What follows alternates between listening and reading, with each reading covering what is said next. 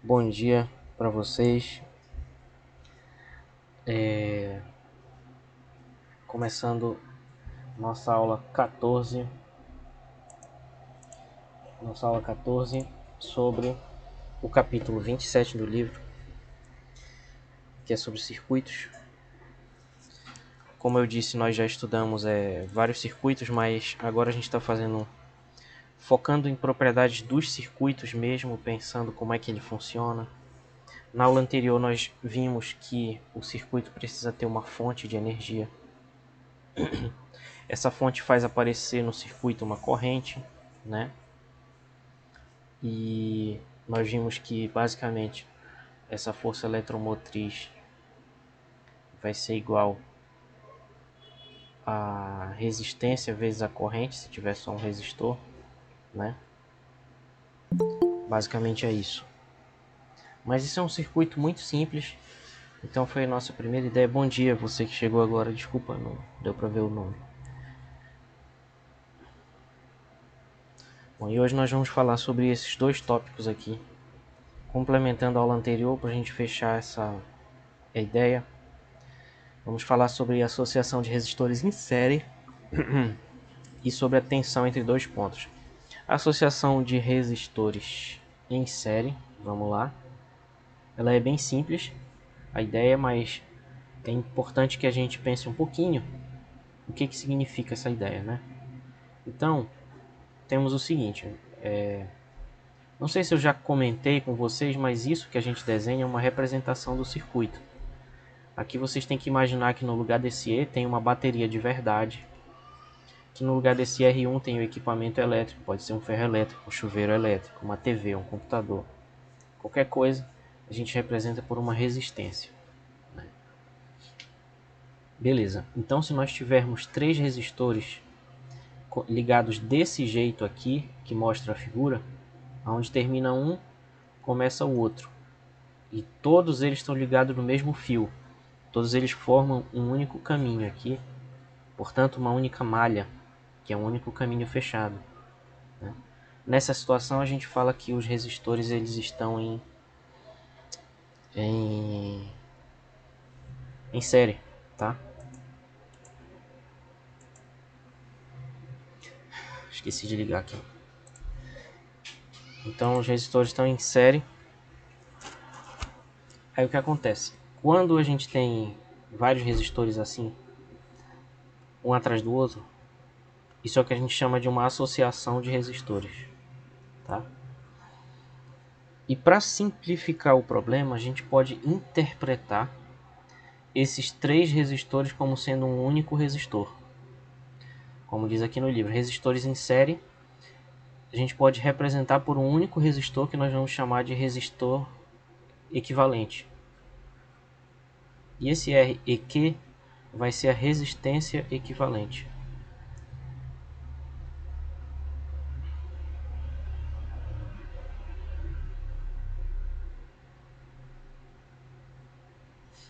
Isso significa que se a gente tiver três resistores associados dessa forma, nós podemos matematicamente, né, teoricamente, substituir os três por um único resistor. Então nós podemos representar os três por um único, chamado resistor equivalente, cuja resistência vai ser a resistência equivalente. Aí a grande questão é quanto vale essa resistência então? Que é só isso que interessa. Se eu posso representar os três por um, quanto vale? Eu pulei a demonstração, mas está lá no livro. Quem tiver curiosidade, tem a demonstração disso no livro.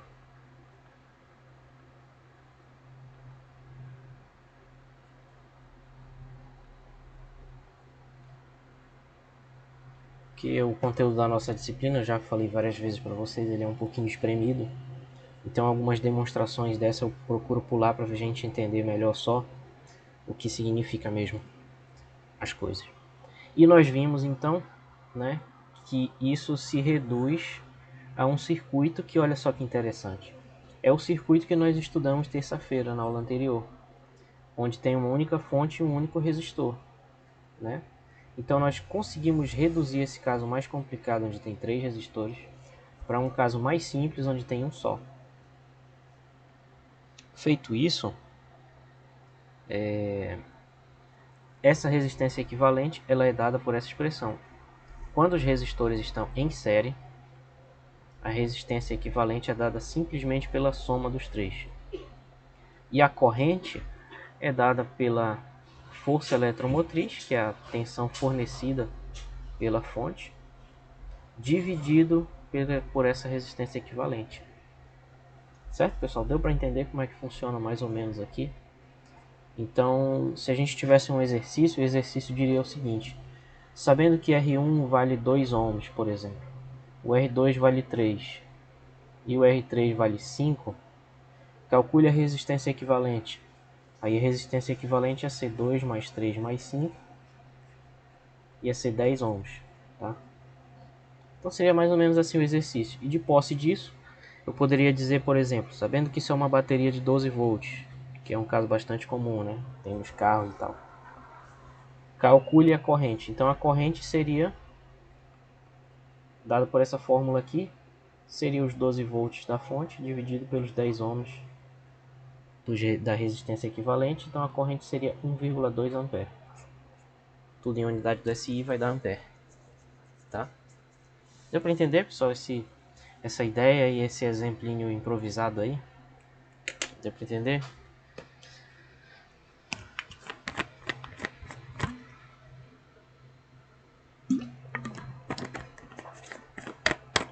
Ok.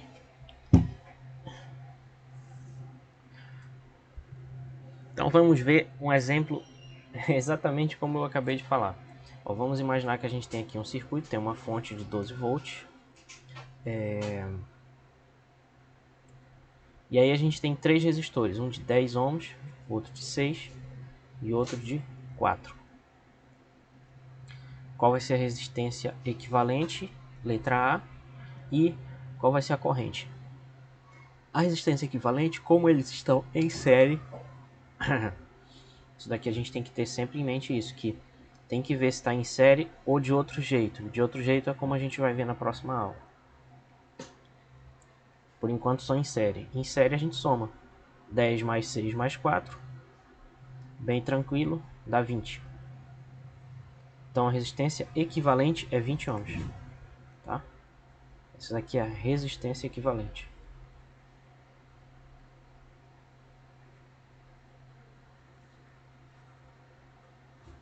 E a corrente? A corrente é dada simplesmente dividindo a tensão pela resistência. Porque é como se isso fosse então um único circuito, em que aqui tem 12 volts e aqui tem um resistor que vale 20 ohms. Tá dando para entender qual é a ideia? Ó? É como se a gente pudesse substituir o circuito original por esse aqui e a física dos dois vai ser a mesma. Então a corrente vai ser a tensão, que é 12 volts, vem aqui, dividido pela resistência equivalente, que é 20 ohms, dividindo dá 0,6 ampere, que por sinal é uma corrente muito alta. Beleza, pessoal? Deu para entender esse primeiro exemplo aí? Não tem muito mistério, né? Mas, Professor, diga. se tivesse qualquer outro elemento entre esses resistores, por exemplo, um capacitor, que ficasse entre dois resistores, Uhum. Aí vai essa mudar tudo. associação. Era a minha pergunta. Vai mudar tudo. É porque quando junta o capacitor com o resistor, aí forma um outro tipo de circuito, que a gente chama de circuito RC. Né? R de resistor e C de capacitor. Aí tem que resolver uma equação diferencial para poder encontrar a corrente. Se for só resistores, é fácil. Se for só capacitores, é fácil também, como a gente já viu na primeira prova. Eu digo fácil não querendo desmerecer, eu estou falando tem uma fórmula que só envolve soma, subtração, multiplicação, divisão. Se for só resistores também, né? Agora, se misturar resistor com capacitor, aí tem que resolver uma equação diferencial. Porque o jeito como o resistor gasta energia e o jeito como o capacitor armazena ou gasta, dependendo de como ele seja ligado, isso varia de maneira contínua, né? O capacitor precisa ser carregado e descarregado. E aí, quando tem grandezas contínuas que variam com o tempo, significa que tem uma derivada, né? No caso, a derivada da carga em relação ao tempo do capacitor, que vai ser a corrente. Então, como essa carga varia com o tempo, isso vai levar a uma equação diferencial, que é a equação do circuito RC, que a gente vai discutir depois. Excelente questão, obrigado aí pela pergunta. Mas é mais ou menos essa a resposta.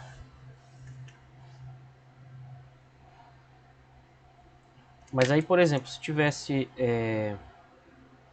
tipo assim, um resistor aqui, outro aqui, e depois um capacitor, e depois outro capacitor, a gente pode achar bem aqui uma resistência equivalente e bem aqui uma capacitância equivalente também, entendeu? Aí a gente pode simplificar isso como sendo um único resistor e um único capacitor, entendeu? E assim a gente vai simplificando. Mais ou menos isso. Ok. Qualquer dúvida é só vocês me interromperem aí. Se ninguém me interromper, eu vou falando e vou embora.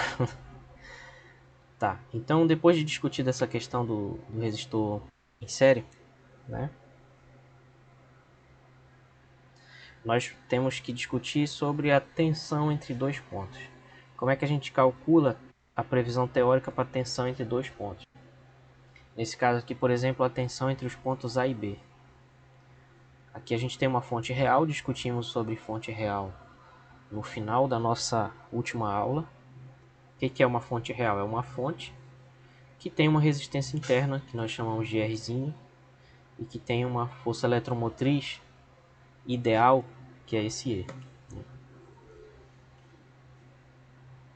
É importante a gente saber calcular a previsão teórica para tensão entre dois pontos, porque quando a gente tem um voltímetro, a gente pode ligar um ponto dele bem aqui e outro ponto bem aqui, por exemplo. E aí a gente vai medir a tensão entre esses dois pontos. Ou, como diz a figura, poderia ligar bem aqui no ponto B. Então aqui vai ter um potencial VA, aqui um potencial VB, e a gente quer saber a diferença entre os dois. Nesse caso do VB vai ser maior, então para que seja positiva tem que ser VB menos VA. E isso aqui é o que o voltímetro vai medir, né? Só uma observação que eu não sei se eu já falei para vocês, mas o voltímetro a gente mede, a gente coloca ele sempre em paralelo. Então a gente teria que ligar bem aqui o voltímetro. E a gente representa ele por essa bolinha com um V dentro. Então em paralelo significa isso. A gente liga entre dois pontos aqui, paralelamente aqui é onde a gente quer medir. Isso aqui é como a gente representa o voltímetro. Ok, mas teoricamente, né? Isso daí seria experimentalmente, mas teoricamente como é que a gente faz? Bom, a gente tem que usar a lei das malhas, né?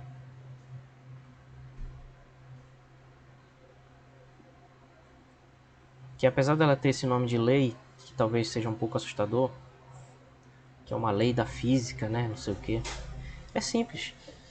Como é que a gente faz? A gente começa no ponto A e termina no ponto B. Então no início a gente tem um potencial do ponto A, que a gente não sabe quanto é. Vamos chamar de VA.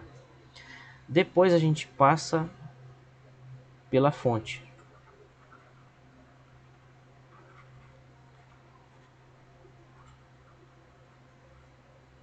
Quando eu digo fonte, eu estou falando aqui a fonte ideal que está aqui dentro, essa força eletromotriz E. Então o potencial, como a gente está indo no sentido positivo, aqui do A para o B, imagina que a gente está caminhando no sentido do A para o B. Tá? Como a gente está indo do A para o B, esse é o sentido positivo aqui da FEM, da fonte. Então a gente vai somar a FEM dela. Depois a gente passa pela resistência interna dela.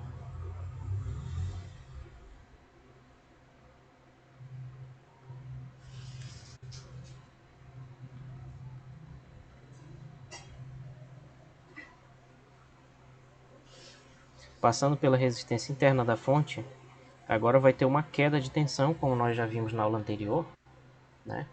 Justamente porque a fonte agora tem uma resistência Rzinho, Então ela vai ter uma queda de tensão igual a menos R vezes a corrente, menos IRzinho, tá? E nesse ponto, chegamos no ponto B.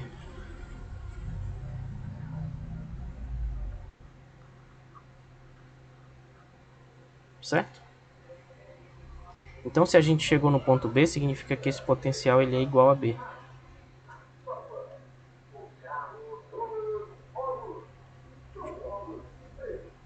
E o que nós queremos medir aqui com o voltímetro é essa diferença de potencial entre o ponto B e o ponto A.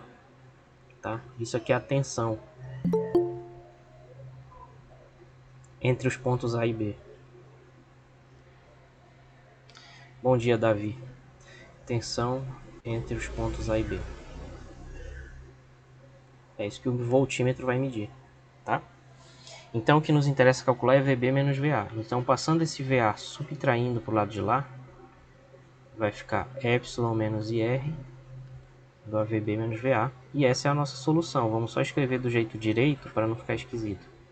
VB menos VA igual a epsilon menos IR. Essa é a tensão entre os pontos A e B. Então a gente aplica aqui a lei das malhas e encontra bem aqui a solução. Então com isso, pessoal, é interessante. Se a gente estivesse no laboratório e a gente medisse, por exemplo, que essa tensão ela deu 10 volts, mas lá na bateria está escrito que ela fornece 12 volts, o que significa isso? Significa que ela tem uma resistência interna e está tendo uma perda aí, né? Podemos discutir isso num exemplo daqui a pouco.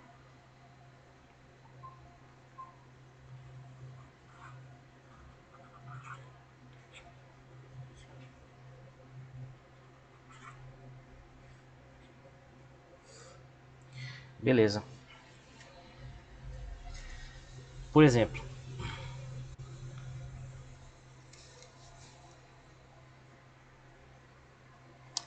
tá, mas vamos determinar primeiro uma outra expressão, né, que seja somente em função dos dados que a gente tem, porque a gente não tem a corrente. Lembrem que eu discuti com vocês que quando a gente monta um circuito, o primeiro problema é determinar a corrente. E esse circuito aí, a gente ainda, na verdade a gente já determinou a corrente na aula anterior.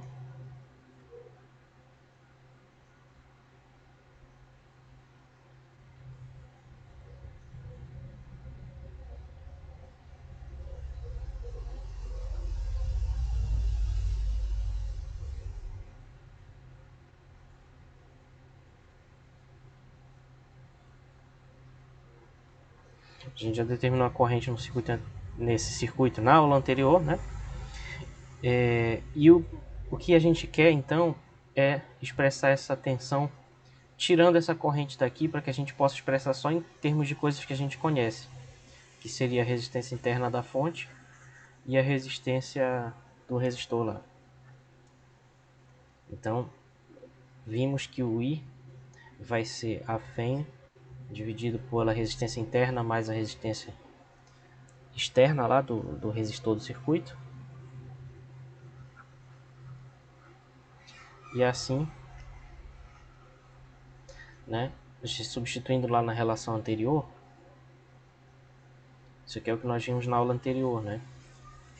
Substituindo agora na diferença de potencial lá VB menos VA, que é igual a epsilon menos IR, isso fica epsilon menos esse I, que é isso aqui, vezes Rzinho. Então, uma questão de simplificação matemática agora, né? Só botando esse epsilon em evidência, vai ficar 1 menos Rzinho sobre Rzinho mais Rzão. Somando essas frações, fica desse jeito aqui.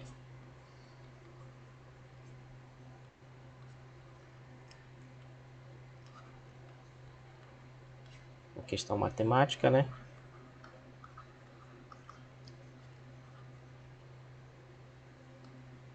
Aí lá em cima fica Rzinho mais Rzão menos Rzinho sobre isso aqui. Aí cancela.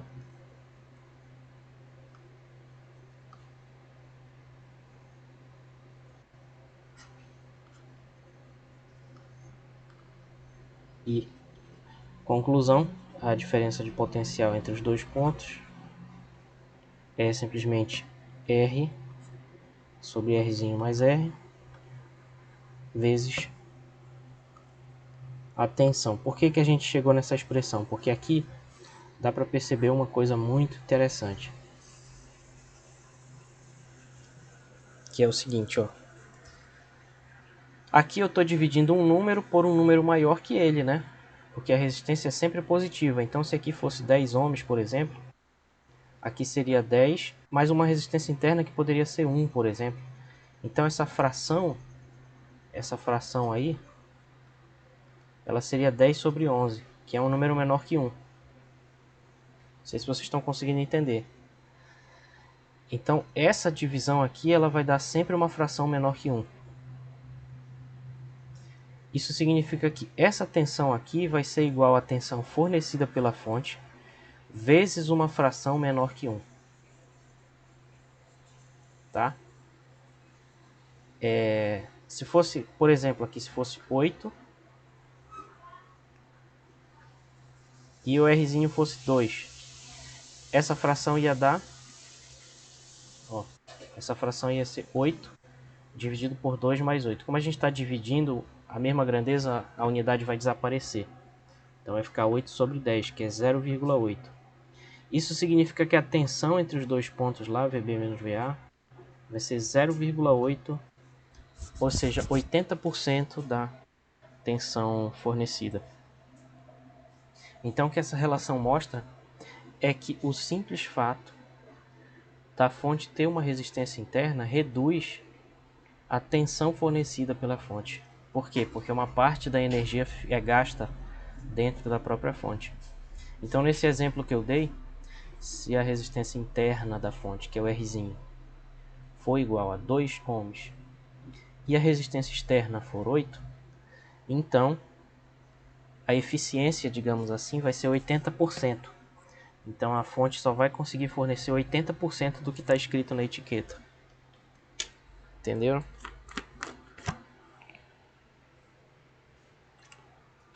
Certo. Professor, Oi. nesse caso, nós só poderemos calcular a resistência da fonte após obter todas as resistências do circuito, da malha, no caso, correto?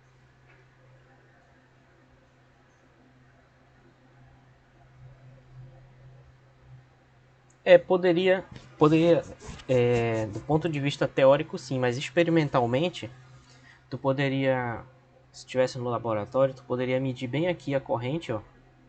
Pega um ponto do circuito, mete um amperímetro aqui. O amperímetro ele tem que ser ligado em série.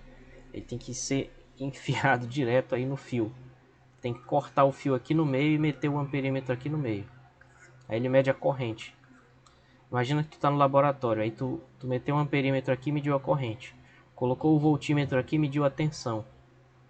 Agora é só tu jogar nessa fórmula que tu encontra a resistência interna da fonte. Posso fazer um exercício assim para vocês. Agora.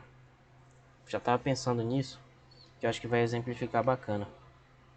Mas eu só queria comentar, já que tem gente aí da engenharia da computação, que vocês devem saber, né? Nas fontes de computador está escrito a tensão, digamos assim, teórica e a tensão real fornecida, né? Aí virou moda vender já dizendo qual é a tensão real. É por causa disso, porque na própria fonte tem perdas. A própria fonte tem uma resistência interna. Então a tensão real, lá das fontes reais, lá dos computadores, é essa daqui. E a teórica é esse epsilon, que seria a FEM, né?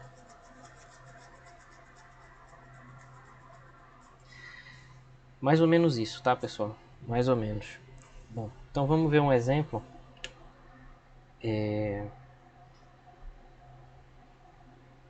De como calcular, antes da gente ver até mesmo esse daí.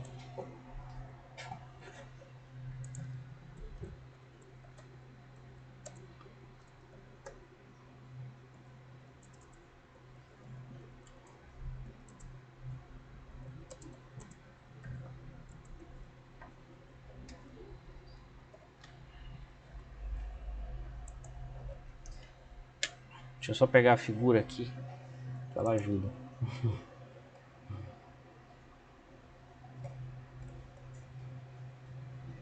Caraca, cadê as coisas? Ah, tá aqui.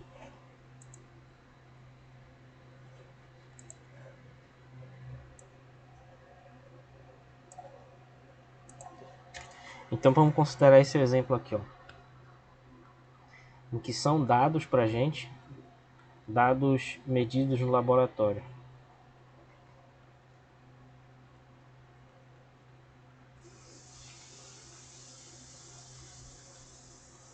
Então vamos supor que a gente mediu que a corrente vale 5 amperes, que o resistor lá mede 20 ohms, né? E que a tensão fornecida, a FEM dessa fonte, ela é igual a, deixa eu só pensar,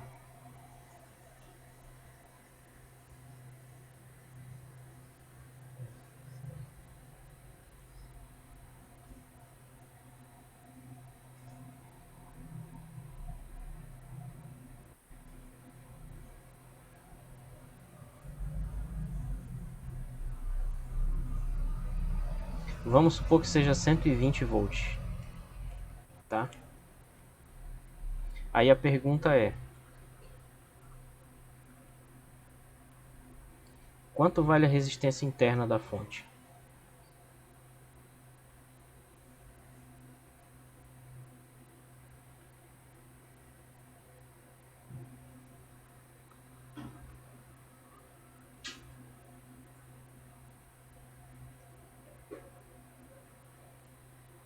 Então a gente poderia pegar aquela relação lá.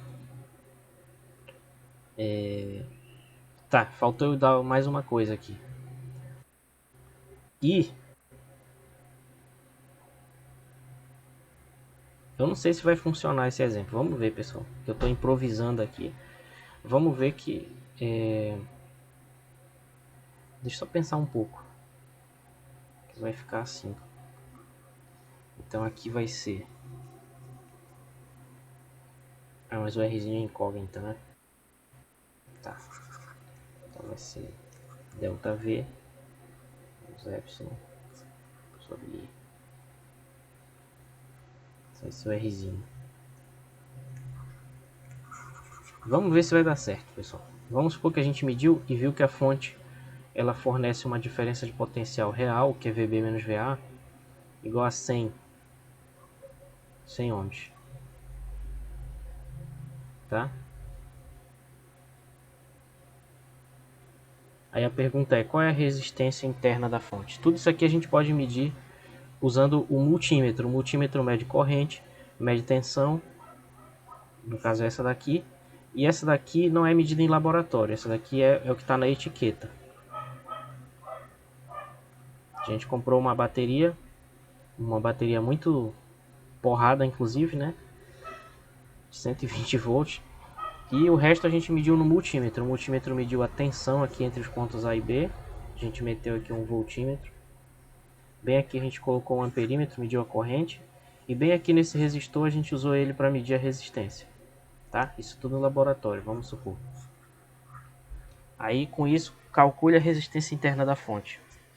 É só a gente substituir nessa expressão aqui, que diz que a diferença de potencial real, a FEM real fornecida pela fonte, é igual a teórica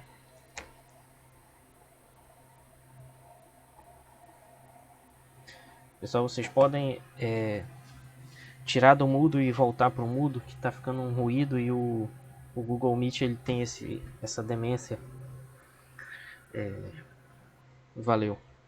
E aí quando tu aperta no mudo, quando tu tira do mudo e coloca no mudo de novo, some esse ruído. Tá. Obrigado. Então é só substituir aqui para encontrar a resistência. Então aqui a gente vai ter 100 volts, que é a tensão real. Depois a tensão ideal seria 120, igual a menos a corrente, que nós medimos e deu 5 amperes, vezes a resistência interna da fonte, que é a nossa incógnita. né? Não sei se deu para entender. Aqui não existe esse igual. Menos 5 vezes E. Deu para entender, pessoal, a montagem desse problema? Alguém ficou em dúvida em algum ponto aí? É só me dizer, tá? Bom, então aqui vai ficar 100 menos 120 igual a menos 5 vezes Rzinho. Então menos 20 é igual a menos 5 vezes Rzinho. Então Rzinho é igual a menos 20 sobre menos 5, que é igual a 4. Então a resposta,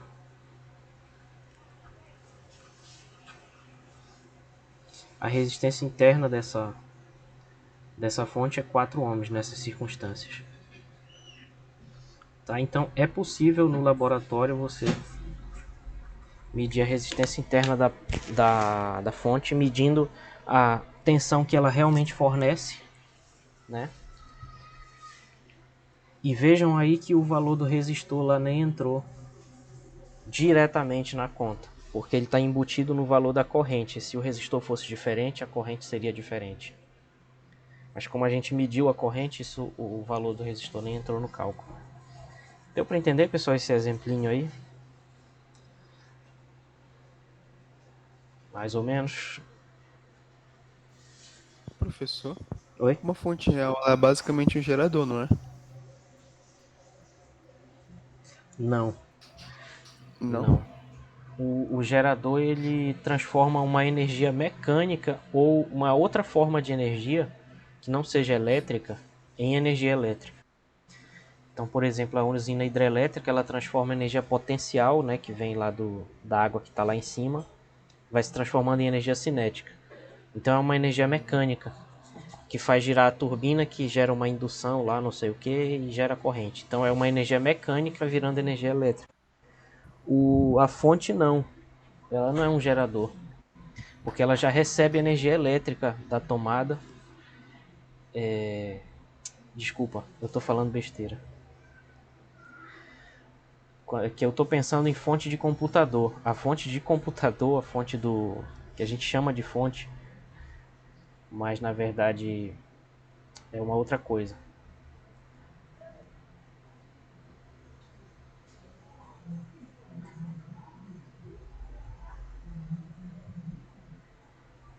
Eu acho que sob um certo ponto de vista a gente pode dizer que as pilhas e baterias são geradores. Sob um certo ponto de vista, porque na pilha a energia está armazenada na forma de energia química, né? Que é um processo eletroquímico e tal. Mas eu acho que a palavra gerador ela é mais quase sempre reservada para isso que eu falei. Equipamentos que transformam uma outra forma de energia. Então, por exemplo, tem o gerador da hidrelétrica, que transforma energia mecânica em energia elétrica. Tem o gerador térmico, né? Tem um nome melhor que eu esqueci agora, que vai usar processos termodinâmicos para gerar energia elétrica. E existe, por exemplo, o gerador fotovoltaico, que vai transformar a energia luminosa em energia elétrica. Existe o gerador nuclear, que vai transformar a energia de ligação lá do núcleo dos átomos radioativos. Vai transformar isso em energia elétrica. Então esses são geradores. No caso a fonte eu acho que é uma coisa mais simples, né? Que já seria um intermediário no meio desse caminho onde já tem uma energia elétrica embutida. Mesmo na própria pilha, porque se a gente for às últimas consequências, contradizendo o que eu falei ainda agora, a própria energia química é uma forma de energia elétrica, né? Porque os átomos interagem eletricamente e tal. Então eu acho que seria melhor reservar a palavra gerador para essas coisas maiores que transformam outras formas de energia em energia elétrica. Acho que seria mais ou menos isso.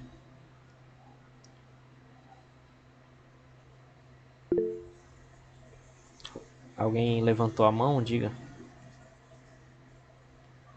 O Sérgio, o professor, nesse caso, então, que nós verificamos que a resistência interna da fonte é de 4 ohms, digamos então que a tensão que está na etiqueta, ela vai sofrer uma perda? É isso?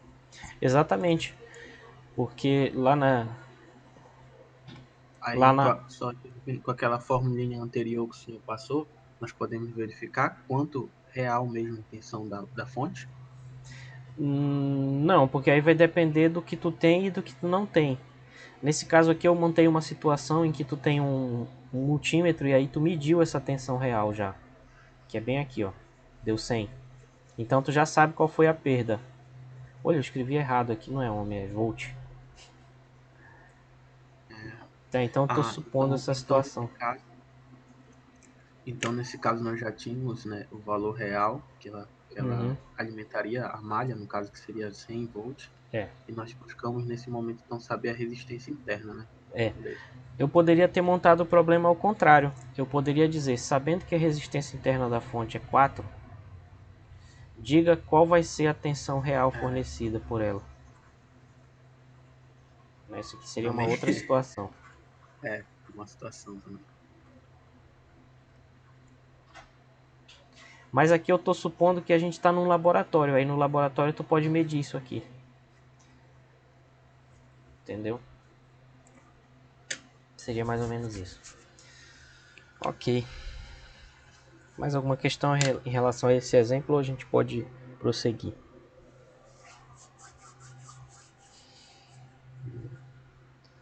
Bom, se não há, então vamos ver um exemplo aqui.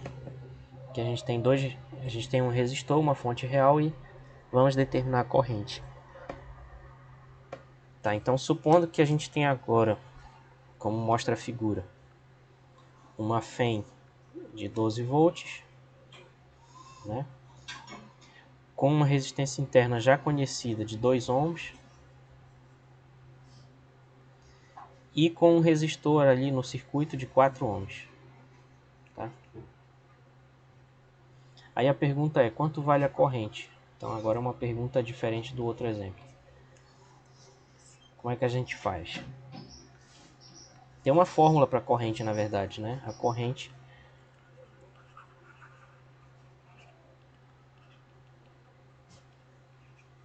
nós já vimos que essa corrente vai ser a resistência, aliás, a FEM dividido pela soma das resistências.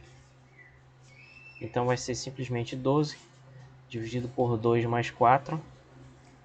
Aqui em cima é volt, aqui embaixo é ohm. Quando a gente dividir os dois tem que dar a unidade SI de corrente, que as duas estão no SI.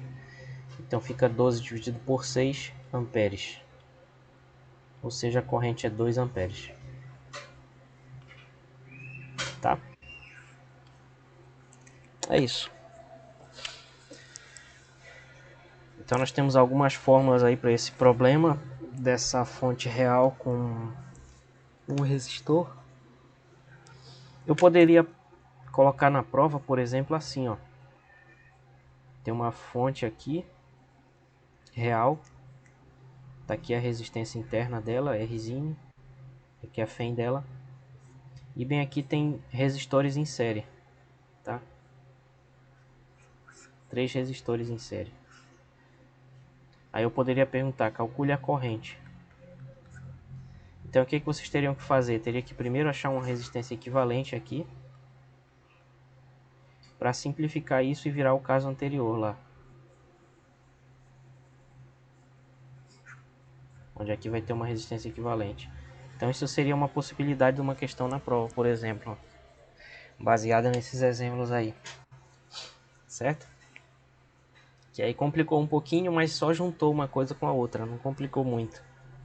É só achar a primeira resistência equivalente, e aí lá na fórmula a corrente seria então E sobre Rzinho mais essa resistência equivalente, que não vai incluir o Rzinho. Então, seria isso. Um exemplo interessante para a gente fazer. Bom, aqui eu deixei uma observação que é o seguinte: se a gente tivesse percorrido o circuito no sentido inverso, para calcular a diferença de potencial entre os pontos A e B, VB menos VA, a gente teria chegado exatamente no mesmo resultado. Tá? Então isso é só talvez uma curiosidade, mas que exemplifica que não importa o sentido em que a gente anda no circuito, se a gente respeitar as regras. Então, se a gente andar nesse sentido agora anti-horário, a gente está no sentido inverso da corrente, que é o horário, tá? Então, pelas regras que eu comentei na aula anterior, se a gente andar no sentido inverso da corrente, tá? A gente começa no ponto VA. Quando a gente passar pelo resistor, como a gente está no sentido inverso da corrente, a gente vai somar agora em vez de subtrair. E aí vai chegar direto no potencial VB. Então a gente pode isolar VB menos VA e vai dar corrente vezes o resistor. E essa fórmula aqui continua válida, da corrente, que nós acabamos de usar. E substituindo essa na primeira, a gente encontra essa linha de baixo, que vai dar exatamente o resultado que a gente já tinha. R sobre a soma das resistências vezes a tensão. Então esse exemplo aí é apenas para mostrar que esses resultados todos não dependem da gente seguir o caminho da corrente. A gente poderia sim seguir o caminho inverso, mas aí teria que levar em consideração que bem aqui vai ser mais. E se tivesse uma fonte no caminho, a fonte ia subtrair, porque a gente está no sentido inverso da corrente, certo?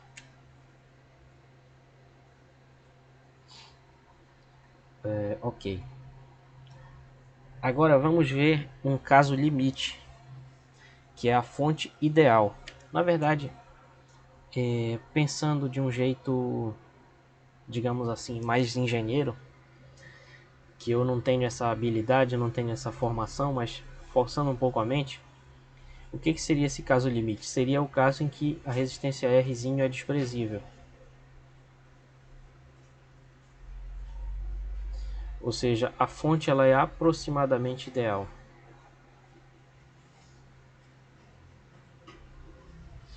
O que vai acontecer? Existe uma consistência com o que a gente já tinha?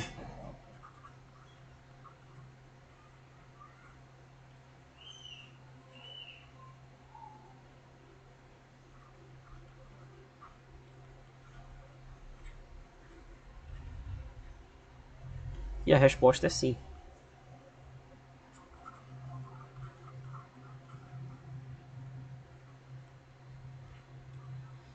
Por quê? Porque se nós partirmos aqui dessa fórmula, VB menos VA igual a E igual a R dividido por R mais R vezes a tensão ideal, que é a FEM. Quando o R tende a zero, olha só, quando esse R tende a zero, isso é matemática, tá? Para tentar representar essa ideia física de que a fonte é aproximadamente ideal. O que significa isso? Ser aproximadamente ideal significa que o R é desprezível, aproximadamente zero tende a zero. Então VB menos VA vai ser R sobre R vezes epsilon. R sobre R é 1. Então isso significa que a tensão real, VB menos VA, vai ser igual à tensão ideal.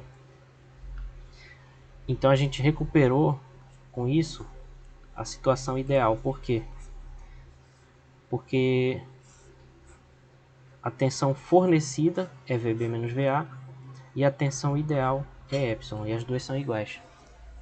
Então isso é apenas para mostrar que quando a fonte não tem resistência interna, que é o caso que não existe, é um caso ideal, mas que pode ser aproximado se a gente tiver uma fonte com uma eficiência altíssima, que eu não sei se é possível de construir. Nesse caso, a FEM real vai ser igual à ideal, tá?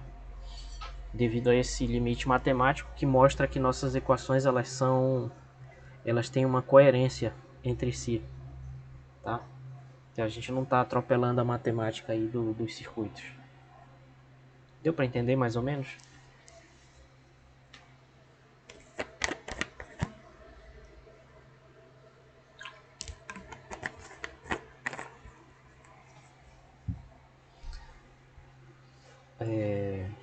Não? Onde ficou a dúvida?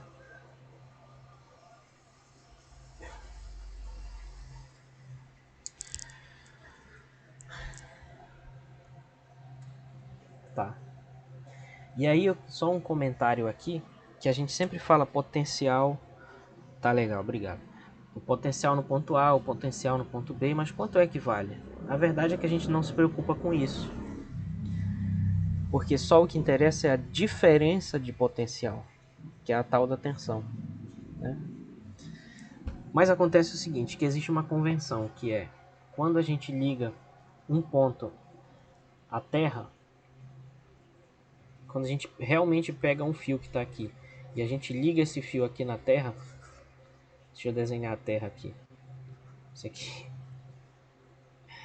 vai ficar uma bosta, melhor não fazer.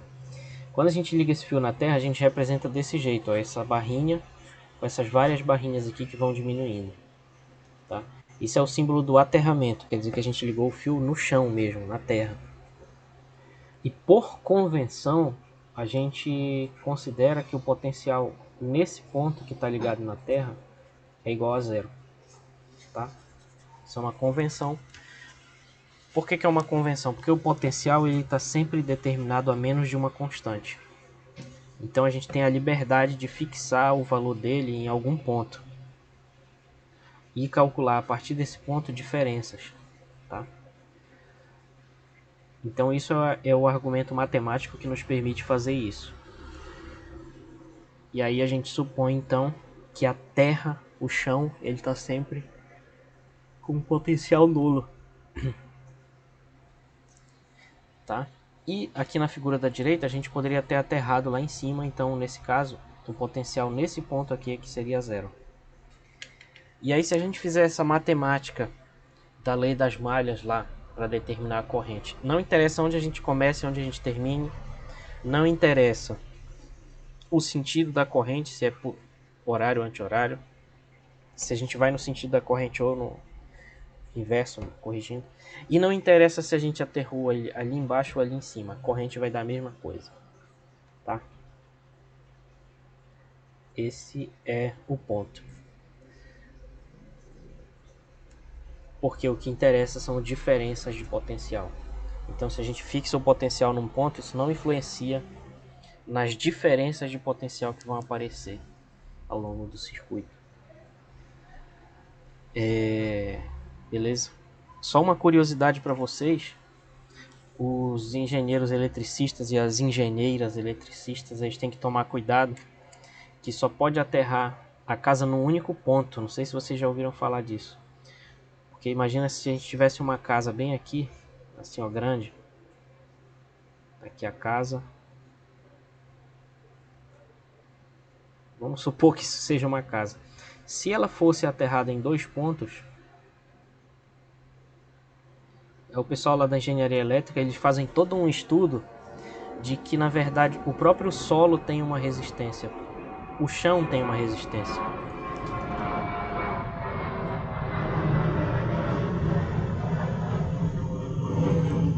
Então se a gente aterrasse a casa em dois pontos, bem aqui, e também o solo desse lado aqui pode ter umas propriedades elétricas diferentes do solo lá no fundo da casa.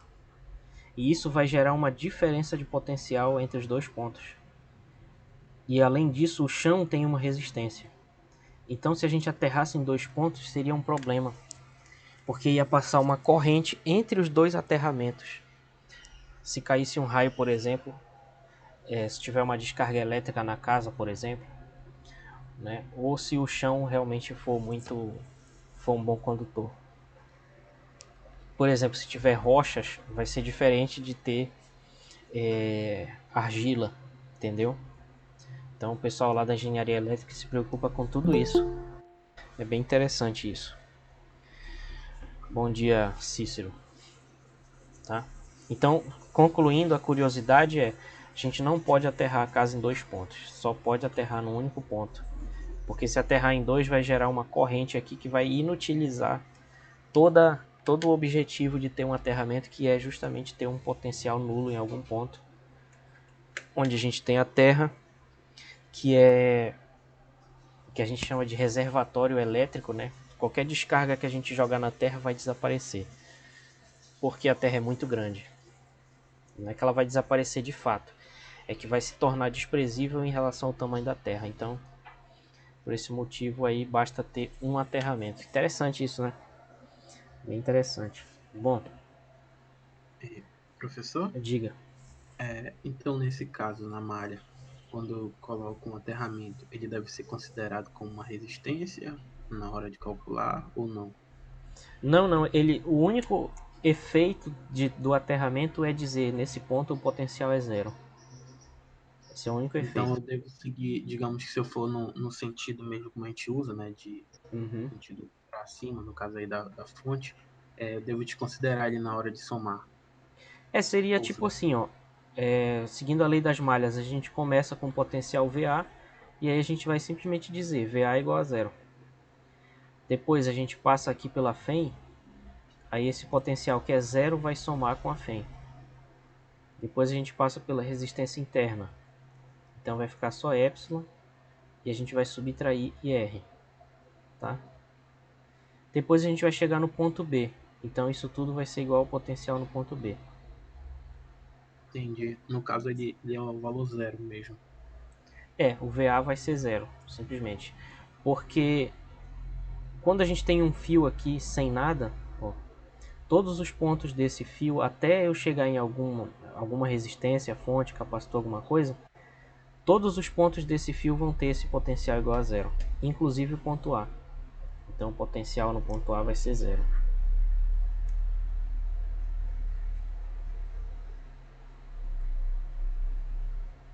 Aí como é que eu aplicaria a lei das malhas? Normalmente, a única questão é que agora, em vez de estar escrito VA, não vai ter nada. E se fosse nesse caso aqui da direita, a gente começaria no VA, que a gente não sabe quanto subindo agora. Aí a gente passa pela FEM, que soma epsilon, passa pela resistência interna, subtrai IR, e a gente chega no potencial VB, que é zero.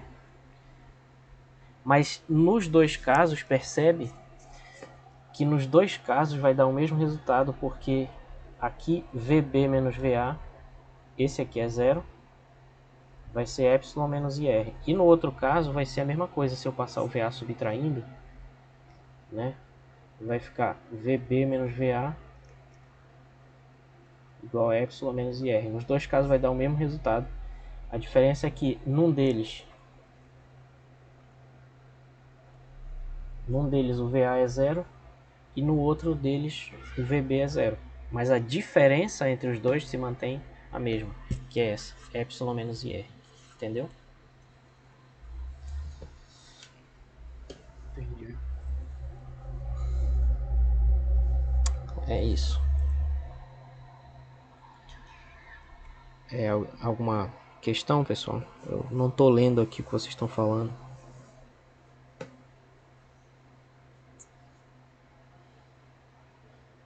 Pois é, interessante, né? Professor, Oi? depois se em outra aula, talvez se eu pudesse passar um exemplo de uma malha, no caso, fechada já com aterramento, seria muito bom. Hum, tá. Então deixa eu anotar aqui, senão eu vou esquecer.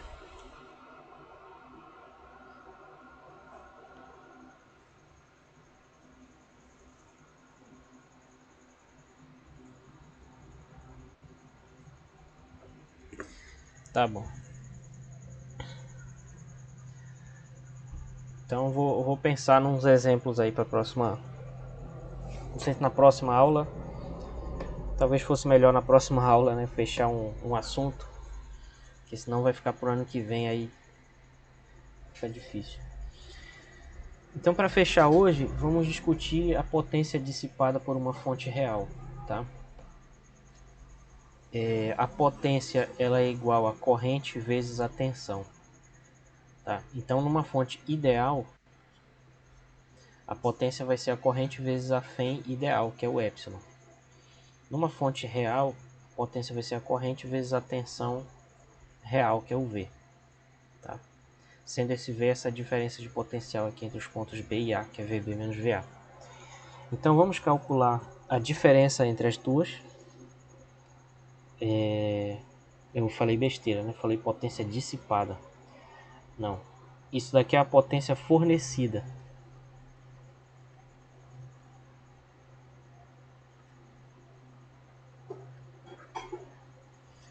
Pelas fontes, respectivamente. Fonte real em cima, fonte ideal em cima, fonte real embaixo. Tá? Essa é a potência fornecida. O que acontece? A gente sabe que a real vai ser menor, né? Porque o potencial fornecido pela fonte real vai ser menor do que a força eletromotriz lá da fonte. Então a gente pode calcular a diferença entre as duas. A diferença entre a maior e a menor. Essa daqui é a da força eletromotriz, esse aqui é da tensão real. Tá? Então isso vai dar essa diferença, né? IE menos IV. A gente só botou aqui o I em evidência. E como nós vimos anteriormente, essa diferença de potencial, deixa só eu observar aqui. O que eu estou falando é o seguinte, nós vimos anteriormente que VB menos VA é epsilon menos IR. Só que eu estou chamando isso de V. Então V é epsilon menos IR. Então quando a gente faz epsilon menos V, vai ficar epsilon menos IR, que é o que está lá em cima. Ó. Epsilon menos epsilon mais IR. Tá? É isso aqui. Então cancela epsilon com epsilon, fica IR vezes esse I que já está aqui fora. Então essa diferença de potências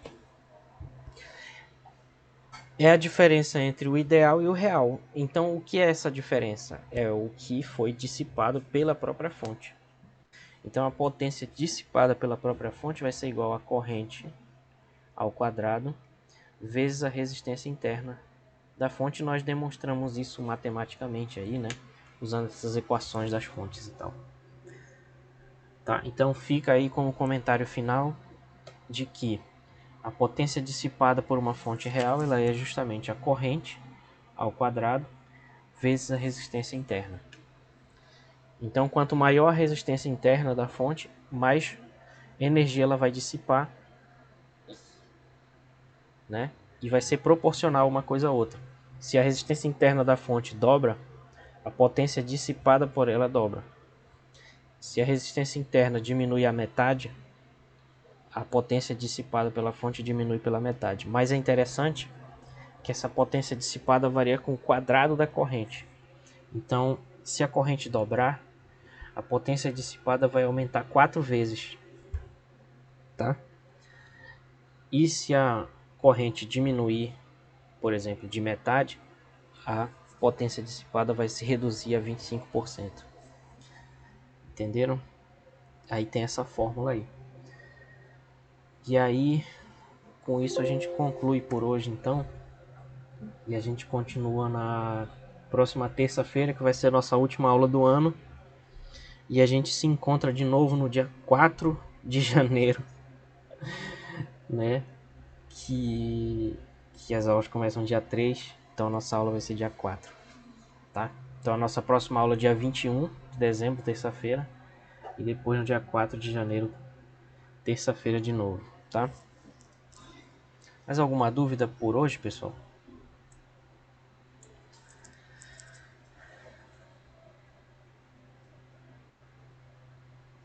Não, então eu vou parar aqui.